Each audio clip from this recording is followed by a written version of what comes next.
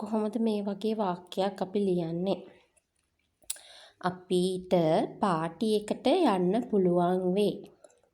අපිට පාටි එකට යන්න පුළුවන් වෙයි කියන මේ වාක්‍ය අපි කොහොමද ලියන්නේ? මේකෙදි අපි අපිට යන්න පුළුවන් වෙයිනේ. එතකොට will be පුළුවන් වෙයි හින්දා able to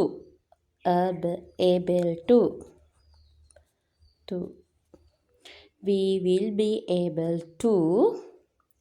එතකොට පාටි එකකටනේ. පාටි එකට නම් go